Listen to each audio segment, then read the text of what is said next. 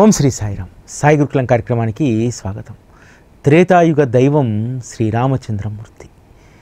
శ్రీరామచంద్రమూర్తి యొక్క నామం ఎంత మహత్తు కలిగినటువంటిదంటే, ఏ దైవానికి సంబంధించినటువంటి నామాన్ని స్మరించాలన్నా త్రేతాయుగం నుంచి నేటి వరకు కూడా మనము రామ అనేటువంటి నామాన్నే మనం స్మరిస్తాం, దానినే ఉచ్చరిస్తాం. ఈ కలియుగంలో అవతరించినటువంటి సద్గురువు యొక్క నామాన్ని కూడా మనము రామనామంతో కలిపి పలుకుతుంటాం. అంటే రామనామానికి ఉన్నటువంటి మహత్తు, శక్తి అంత అద్భుతమైనటువంటిది. ఈ కలియుగంలో సద్గురువు యొక్క రూపాన్ని, అదేవిధంగా సకల దేవతలను దర్శింపజేసి తరింపచేసేటువంటి సద్గురువును మనము ఈరోజు ఒకే నామం సద్గురు అనగానే సాయి అనేటువంటి నామం మనకు గుర్తొస్తుంది. ఏ విధంగా అయితే భగవత్ స్వరూపాన్ని స్మరించాలంటే రామ అనేటువంటి నామం ఏ విధంగా అయితే మన మనస్సులో నుంచి ఉచ్చరించబడుతుందో, కలియుగంలో జీవుడి యొక్క ఉద్ధరణ కోసం ఆశ్రయించాల్సినటువంటి సద్గురు అనగానే సాయి అనేటువంటి నామమే మనకు మన మనస్సుల్లో ఉద్భవిస్తూ ఉంటుంది. సద్గురు సహచర్యం ఎంత గొప్పదంటే, సద్గురు సహచర్యంలో మనము అన్ని భగవత్ స్వరూపాలతో కూడా మనం మమేకమవుతాం. సద్గురు యొక్క సహచర్యంలో రాముడితో మనకు గొప్ప అనుబంధం ఏర్పడుతుంది. శ్రీకృష్ణ పరమాత్మ యొక్క అద్భుత లీలలు మనం సద్గురువు యొక్క లీలల్లో చూస్తాం. ఈ విధంగా ప్రతి దాంట్లో కూడా ఈశ్వర అంశను మనకు సద్గురువు చూపెట్టగలుగుతాడు. ఈ సృష్టి అంతా నిండి ఉన్నటువంటిది ఒకే ఈశ్వర స్వరూపం అనేటువంటి దాన్ని సద్గురువు మనకు దర్శింపజేస్తాడు. కలియుగంలో మనకు దక్కినటువంటి గొప్ప అదృష్టము, సద్గురువు యొక్క సహచర్యంలో మనకు సకల దేవతా స్వరూపాలను మనము చూడగలుగుతాం, ఆరాధించగలుగుతాం. తద్వారా ఏకనామాన్ని, ఏకరూపాన్ని ధ్యానించేటువంటి స్థితికి సద్గురువు ఎప్పుడూ కూడా తన సద్భక్తుడికి తను ఏ రూపాన్నైతే ప్రేమిస్తాడో ఆ రూపాన్ని మదిలో స్థిరపరిచి తనపైన ప్రేమను పెంపొందింపజేసుకుంటారు. మేఘశ్యాముడికి ఈ పరమేశ్వరుడు అంటే మహా ఇష్టం. ఆ పరమేశ్వరుడికి సంబంధించినటువంటి అద్భుతమైనటువంటి లీలను చూపి శివలింగాన్నిచ్చి తన పైన చెదరనటువంటి భక్తి విశ్వాసాలను సద్గురువు ఏర్పాటు చేసుకున్నాడు. ఒక్క మేఘుడికే కాదు, ఎవరైతే తమ మనస్సుల్లో ఏ భగవత్ స్వరూపాన్నైతే ఆరాధిస్తారో, దాస్కన్ మహారాజ్కు పాండురంగ విఠలుడు అంటే పంచప్రాణాలు. అటువంటి పాండురంగ విఠలుడే షిరిడీలో ఉంటున్నారనేటువంటి అనుభూతి దాస్కన్ మహారాజ్కి ఇచ్చారు.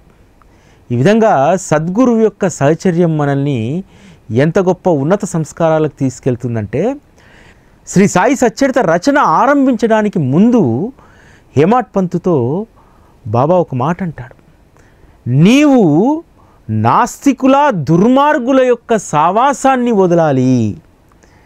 దాని అర్థం ఏంటంటే, కేవలం నాస్తికులు దుర్మార్గులు అంటే నువ్వు లౌకికపరమైనటువంటి ఆ సావాసాల నుంచి, ఆ స్నేహాల నుంచి, ఆ బంధాల నుంచి కొంత నువ్వు విముఖత చెందాలి, అందులో నుంచి బయటికి రావాలని అర్థం. సద్భక్తుడు అనేటువంటి వాడు నాస్తికుల సావాసాన్ని, దుర్మార్గుల సావాసాన్ని వదలడంతో పాటు తనతో ఉన్నటువంటి అనేక బంధాల పట్ల కూడా అనాసక్తిని పెంపొందించుకుంటేనే భగవంతునిలో లీనం కాగలుగుతాడు. భగవంతునితో సహచర్యం చేసి భగవంతుని అంతరంగాన్ని అర్థం చేసుకోగలుగుతాడనేటువంటి విషయం మనకి హేమాడ్ పంతు విషయంలో రుజువైంది కదా. తను రిటైర్ అయిన తర్వాత ఇక ఏ ఉద్యోగం కోసము ఎక్కడా వెతకలేదు. బాబా చెప్పినటువంటి ఒక్క మాటను పట్టుకున్నాడు కదా, ముందు నా పని చేయ, నీవు ప్రపంచం సుఖమయమవుతుందనేటువంటి ఆ ఒక్క మాటతోటి హేమాడ్ పంతు ఏ సావాసానికి వెళ్ళలేదు. మనకు అనేక మంది సద్భక్తుల విషయంలో ఇది రుజువవుతుంది. మీరాబాయి కృష్ణుడి పట్ల భక్తిభావం కలిగి ఉంటుంది. తను అత్తవారింట్లో ఉంటే మనశ్శాంతి ఉండదు. అక్కడ అనేక పరిస్థితులు తన మనస్సును అల్లకల్లోలం చేస్తూ ఉంటాయి. మరి సజనులు ముఖ్యమా, నా స్వామి శ్రీకృష్ణుడు ముఖ్యమా అనేటువంటి సంశయం ఆమెలో నెలకొంటుంది. అప్పుడు ఆవిడ తన సమకాలీకులైనటువంటి తులసీదాస్కు లేఖ రాస్తుంది. నేను ఈ సంసార బంధనాల్లో ఉండలేకపోతున్నాను, మరి నాకు ఒక పరిష్కార మార్గాన్ని చూపెట్టు. నాకు స్వజనులు ముఖ్యమా, లేకపోతే స్వామి సహచర్యం శ్రేయస్కరమా? ఈ రెండిట్లో ఒకదాన్ని సూచించు అని అంటున్నాడు. అప్పుడు తులసీదాసు లేఖ రాస్తారు, నీకు రాముడి యొక్క సహచర్యమే నీకు శ్రేయస్కరము, కాబట్టి స్వజనులను నువ్వు పరిత్యజించాలి అని చెప్పి చెప్తాడు. ఇక్కడ తులసీదాస్ వాడినటువంటి మాటను మనం గమనించాలి. మీరాబాయి శ్రీకృష్ణ పరమాత్మ యొక్క భక్తురాలు. ఇక్కడ తులసీదాస్ ఏమని సంబోధించారు? రాముడి యొక్క సహచర్యమే శ్రేయస్కరమన్నారు. అంటే ప్రతి భగవత్ స్వరూపముని కూడా ఆ రోజు సత్పురుషులందరూ కూడా రామ అనేటువంటి నామంతోనే సంబోధించేటువంటి వారు. ఎందుకంటే ఆ రామ అనేటువంటి నామానికి ఉన్నటువంటి మహత్తు అలాంటిది. రామ అనేటువంటి నామం పలికినటువంటి వాళ్లకు భవబంధాలు చాలా సునాయాసంగా విడిపోతాయి. తులసీదాస్ ఒక మాట చెప్తారు, సజనులను పరిత్యజించడం వల్ల కలిగేటువంటి ప్రయోజనం ఏమిటంటే, ప్రహ్లాదుడు తండ్రిని త్యజించడం ద్వారా నారాయణుణ్ణి పొందాడు. అదేవిధంగా కైకను వదిలి వచ్చినటువంటి లక్ష్మణుడు రాముణ్ణి పొందగలిగాడు. శుకుని యొక్క మాటలు మన్నించక బలి వామనుని యొక్క సేవ చేశాడు. అదేవిధంగా గోపికలు సంసారాన్ని త్యజించడం ద్వారా శ్రీకృష్ణ పరమాత్మకు దగ్గరయ్యారు. రామాయణంలో రావణుడు తన సోదరుడైనటువంటి విభూషణుణ్ణి నువ్వు వెళ్ళిపో ఇక్కడి నుంచి అనగానే ఒక్క క్షణం ఆలోచించకుండా రాముడి వద్దకు చేరి రాముణ్ణి శరణు వేడాడు. తద్వారా రాముడు లభించాడు. అంతేకాదు రావణుడి యొక్క మరణం తర్వాత విభూషణునికి లంకా సామ్రాజ్యాన్ని కట్టబెట్టి లంకాధీశుణ్ణి చేశాడు. లంకను ధర్మబద్ధంగా పరిపాలించమని చెప్పి ఉపదేశించాడు శ్రీరామచంద్రమూర్తి. ఈ విధంగా ఎవరైతే మనకున్నటువంటి బంధాల కంటే కూడా భగవంతుడే ముఖ్యమని చెప్పి భావిస్తారో వారికి పరిపూర్ణంగా ఆ భగవంతుడి యొక్క సహచర్యం లభిస్తుంది అని చెప్పి తులసీదాస్ చెప్తారు. మనం సాయి సచ్చరితలో చూస్తే కాకాసాహెబ్ దీక్షిత్ లాంటి అనేక పాత్రలు సద్గురువే ముఖ్యము, ఇతర సౌఖ్యాలు ఏవి అవసరం లేదు, ఇతర ఏమాత్రం కూడా లౌకిక బంధాలు అవసరం లేదు, వాటికంటే సద్గురు యొక్క సహచర్యమే మిన్నా అని చెప్పి వచ్చారో వారు ఎంత గొప్ప శ్రేయస్సును పొందారో మనందరము సచ్చరితలో చదువుతాం కదా. ఆ రోజు మీరాబాయి లాగానే రాధాకృష్ణ అయి కూడా శ్రీకృష్ణ పరమాత్మ యొక్క భక్తురాలు. ఎప్పుడూ తన చేతిలో శ్రీకృష్ణుడి యొక్క ప్రతిమ ఉండడం వల్ల ఆమెను రాధాకృష్ణ అయి అనేటువంటి పేరుతో సంబోధించేవారు. తన తల్లిదండ్రులు పెట్టినటువంటి పేరు పోయింది, తనకు రాధాకృష్ణ అయి అనేటువంటి పేరు మిగిలింది. అటువంటి రాధాకృష్ణ అయి తన పరివారాన్ని పూర్తిగా త్యజించి, గొప్ప ఉన్నత కుటుంబం ఆ రాధాకృష్ణాయి కుటుంబం, అటువంటి కుటుంబాన్ని పూర్తిగా త్యజించి షిరిడీకి వచ్చి సాయి భగవానుడి యొక్క సేవలో ఉండి తరించింది. చరిత్రలో ఈరోజు రాధాకృష్ణాయి మిగిలిపోయింది. రాధాకృష్ణాయి యొక్క శరీరం ఈరోజు లేకుండా వచ్చు, కానీ రాధాకృష్ణాయి యొక్క ప్రతిరూపం ఈరోజు షిరిడీ సంస్థాన్ రూపంలో. రాధాకృష్ణాయి యొక్క ఉనికి, ఆమె ఆశ ఆశయము శ్రీ సాయి మహారాజుకు జరిగేటువంటి ఈరోజు వైభవం దానికి ప్రతీకగా మనం చెప్పుకోవచ్చు. అంటే హేమాడ్ పంత్కు ఏ విషయమైతే చెప్పాడు, నువ్వు దుర్మార్గుల నాస్తికుల యొక్క సావాసాన్ని వదలాలి, సద్గురు సహచర్యంలోనైనా భగవంతుని సహచర్యంలోనైనా వీటిని వీడినటువంటి వారు భగవంతుడి యొక్క సద్గురు యొక్క పరిపూర్ణమైనటువంటి సహచర్యాన్ని పొందగలుగుతారనేటువంటి విషయం చాలా అద్భుతంగా మనకు సచ్చరితలో చెప్పబడుతుంది. రామాయణంలో కూడా అనేక పాత్రలు రాముణ్ణి చేరిన తర్వాత అవి వాటి విలువ పెరిగింది. వానర సైన్యము ఒక సాధారణమైనటువంటి ఆ వానర జన్మ ఎత్తినటువంటి జీవులు, కానీ రామాయణంలో వాటికి ఉన్నటువంటి స్థానం చూడండి. ఈరోజు మనం కూడా బాబా సేవా మార్గంలో బాబా పట్ల భక్తి విశ్వాసాలను పెంచుకున్నటువంటి మనము మన జీవితాలు చాలా చాలా అల్పమైనటువంటివి. ఇటువంటి అల్పమైనటువంటి జీవితాలను సద్గురు సహచర్యంలో మనం ఎంత అద్భుతంగా మనం తీర్చిదిద్దుకుంటున్నాం, ఎంత శోభ మనకు వస్తుంది మన జీవితాలకు. కాబట్టి రాముడి సహచర్యంలో ఉన్నటువంటి ఆ రోజు వానర సైన్యానికి, అనేక పాత్రలకు, శబరికి, రాముడు జన్మించినటువంటి నేలకు, ఆయన నడయాడినటువంటి నేలకు, ఆయన పాదం మోపినటువంటి ప్రతి గంగకు, ప్రతి నదికి ఈరోజు గొప్ప విశిష్టత, గొప్ప శోభ, గొప్ప వైభవం నెలకొంది. అదేవిధంగా ఈరోజు కలియుగంలో సద్గురువును ఆశ్రయించినటువంటి ప్రతి భక్తుడి జీవితం కూడా అంతే శోభానమయంగా తయారైంది.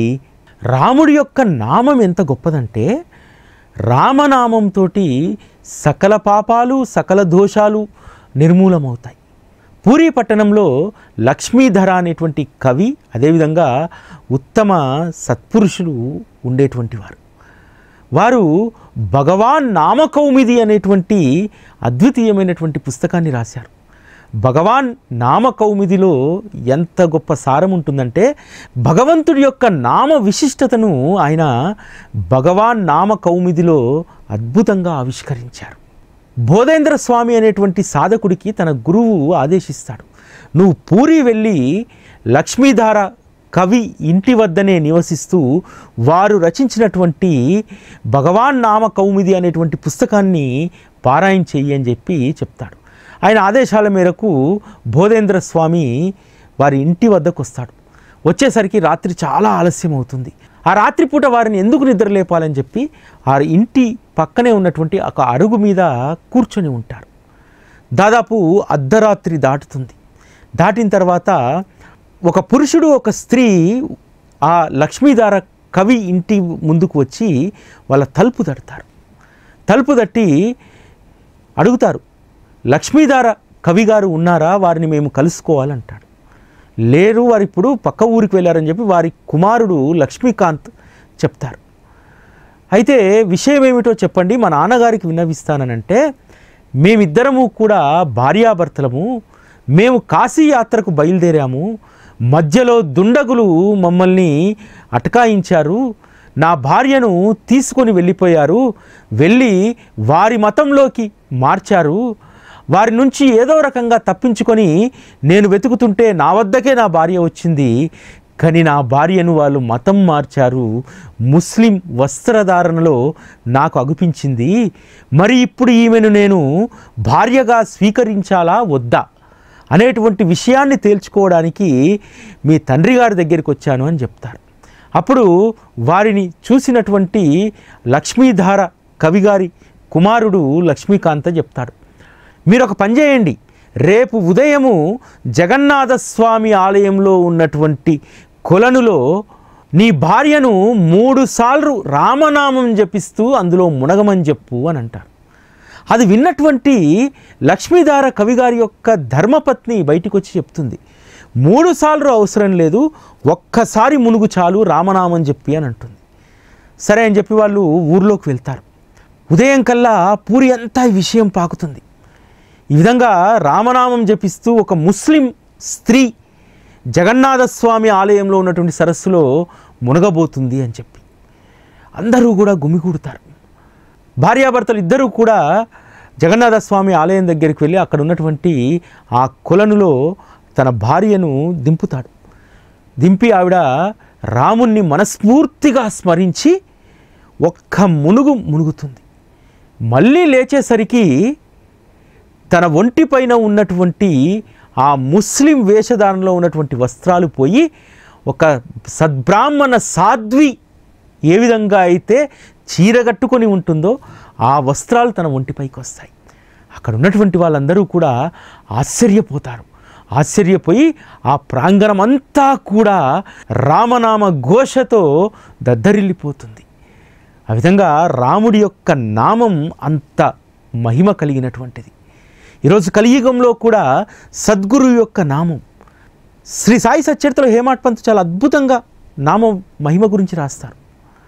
సాయి అనేటువంటి నామము కలియుగంలో సకల దోషాలను నిర్మూలిస్తుంది.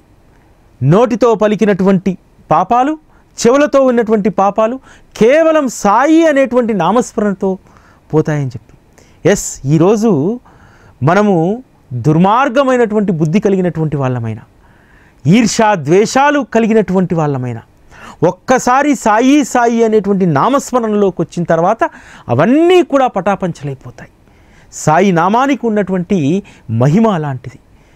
రామనామం ఎంత శక్తివంతమో ఈ కలియుగంలో సాయి నామం అంతే శక్తివంతం.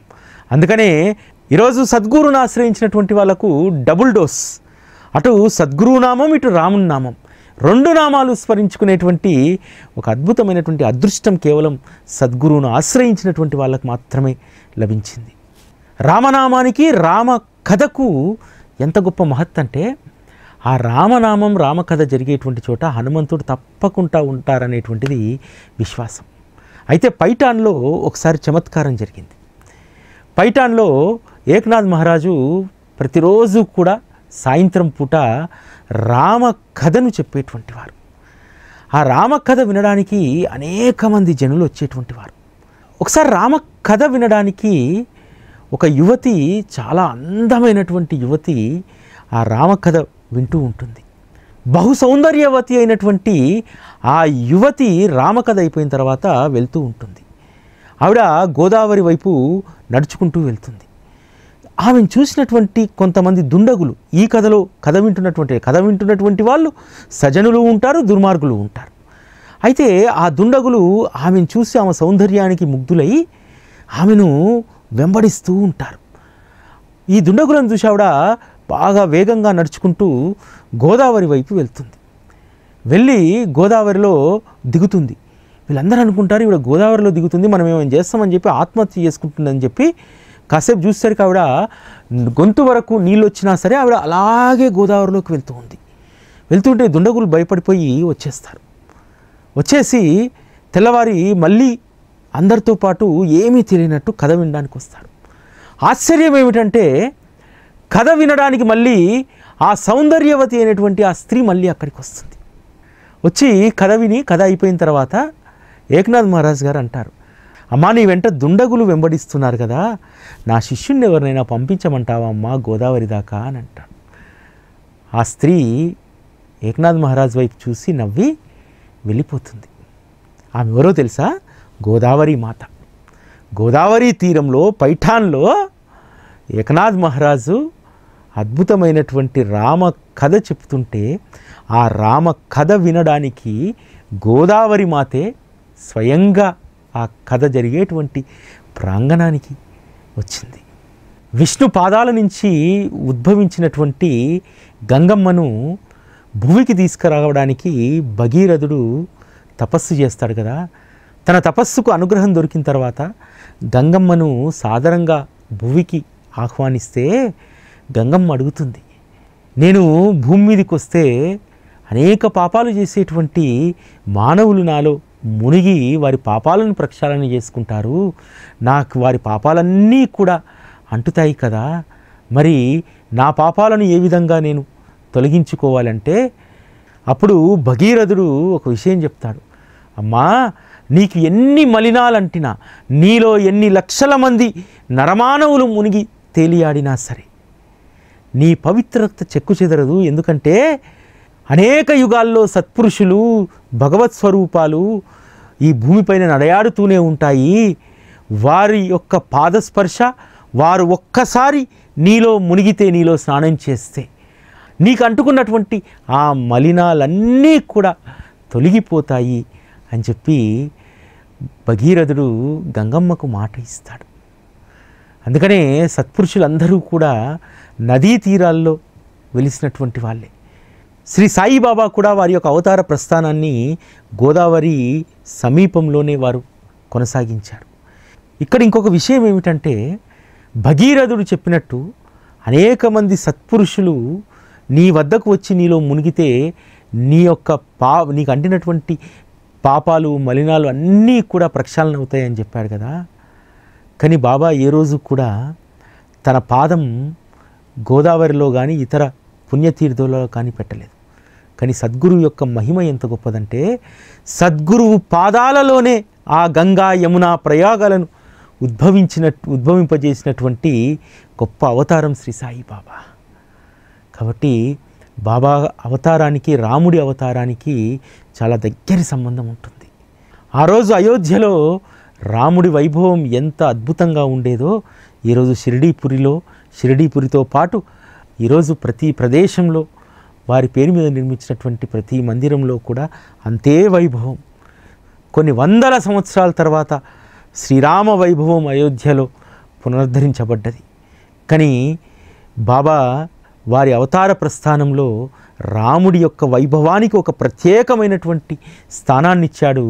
రాముడి యొక్క వైభవాన్ని అద్భుతంగా లోకానికి చాటి చెప్పాడు షిరిడీలో శ్రీరామ జన్మోత్సవాన్ని నిర్వహించి. ఇది ఈరోజు సాయి గురుకులం. మళ్ళీ రేపటి కార్యక్రమంలో కలుసుకుందాం. అప్పటి వరకు సెలవు. నమస్కారం.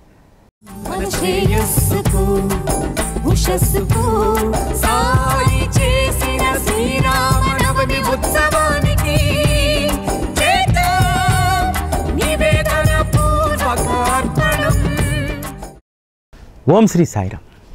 మీరందరూ ఎంతగానో ఎదురు చూస్తున్నటువంటి షిరిడీకి శ్రీరామనవమి అర్పణం రేపు గురువారం నుంచి ఆరంభం కాబోతుంది. ఎవరైతే ఏప్రిల్ 3వ తేదీలోపు ఈ అర్పణం దక్షిణ సమర్పిస్తారో వారి గోత్రనామాలతోటి ఏప్రిల్ 4వ తేదీ గురువారం రోజు వరాల సాయి మందిరంలో పూజ మరియు గోధుమల అర్పణం చేయబడుతుంది. ఆ తర్వాత మళ్ళీ ఎవరైతే ఇందులో పాల్గొన్నటువంటి అందరి భక్తుల పేరుతోటి శ్రీరామనవమి పర్వదినాన షిరిడీలో శ్రీరామ జన్మోత్సవం జరుగుతుండగా మీ అందరి గోత్రనామాలతో షిరిడీలో పూజ మరియు అన్నప్రసాద సేవ కూడా అక్కడ జరుగుతుంది. షిరిడీకి శ్రీరామనవమి అర్పణం అనేటువంటిది మహోన్నతమైనటువంటి పుణ్యకార్యం. చాలామంది మీరు శ్రీరామనవమి దాకా ఇంకా సమయం ఉంది కదా అని చెప్పి వేచి చూడకండి. బాబా యొక్క అనుగ్రహము ఎంత త్వరగా పొందాలని చెప్పి మనం తహతహలాడతామో ఈ అర్పణంలో ఎంత త్వరగా మీరు పాల్గొంటే మీ సంకల్పాలు ఏవైతే ఉన్నాయో అవి శీఘ్రగతిన అవి పరిష్కరించబడతాయి. బాబా అనుగ్రహాన్ని శీఘ్రగతిన మనం అందుకోవడానికి ప్రయత్నం చేయాలి. అందువల్ల చివరి వరకు వేచి చూడకుండా మొదటి వారంలోనే మీ పేరు మీద ఇక్కడ గోధుమల అర్పణం జరిగేలాగా చూసుకుంటే శ్రీరామనవమి వరకే బాబా అనుగ్రహం మీకు కలగవచ్చునేమో. ఇక్కడ మీరు గుర్తుంచుకోవాల్సింది ఏంటంటే బాబా సేవలో మనం ముందు వరుసలో ఉండాలి. ఆ ముందు వరుసలో ఉండడానికి మీరందరూ కూడా ప్రయత్నం చేయండి. గోధుమల అర్పణం అనేటువంటిది మహామహిమాన్వితమైనటువంటిది. అది ఎంత త్వరగా మన సంకల్పాలను నెరవేరుస్తుందంటే పోయినసారి శ్రీరామనవమి గోధుమల అర్పణం సందర్భంగా ఒక సాయి బంధువు అర్పణం చేశారు. దేనికోసమంటే వాళ్ళ కూతురుకు 2 సార్లు ప్రయత్నించినా సరే అమెరికా వీసా రావట్లేదు. ఎలాగైనా సరే ఈ అర్పణం ద్వారా మా అమ్మాయికి ఈసారి ఖచ్చితంగా వీసా వస్తుందనేటువంటి సంకల్పంతో ఆవిడ అర్పణం చేయడం జరిగింది. అర్పణం చేసినటువంటి నెల రోజులకే యూనివర్సిటీలో సీటు రావడం, వీసా అప్లై చేసుకోవడం, అమెరికా వెళ్ళిపోవడం, ఇవన్నీ కూడా చకచక జరిగిపోయాయి. కొన్ని పనులు మనకు ఒక చోట స్ట్రక్ అవుతూ ఉంటాయి. ఎందుకోసమంటే మనం చేయాల్సినటువంటి పుణ్యకార్యం ఏదో మనం చేయకపోతే మన యొక్క పనులు ముందుకు సాగవు. ఎప్పుడైతే మనము ఒక పుణ్యకార్యాన్ని పూర్తి చేస్తామో అప్పుడు అవి చకచకా ముందుకు సాగుతాయి.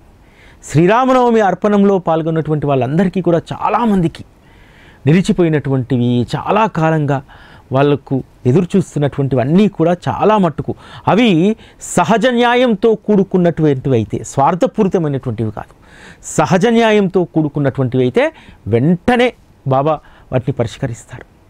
అందువల్ల మీరందరూ కూడా శ్రీరామనవమి అర్పణంలో పాల్గొని మీ సంకల్పాలను నెరవేర్చుకోండి.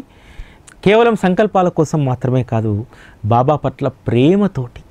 షిరిడీలో సాయి టీవీ ద్వారా శ్రీరామనవమికి జరిగేటువంటి సేవలో నేను కూడా ఉడత సహాయంలాగా ఇందులో భాగస్వామిని అయ్యానటువంటి తృప్తి కోసం చేయండి. మీ జీవితంలో అసంతృప్తి అనేటువంటిది ఉండదు. ఓం శ్రీ సాయిరామ్. సాయి చేసిన శ్రీరామనవమి ఉత్సవం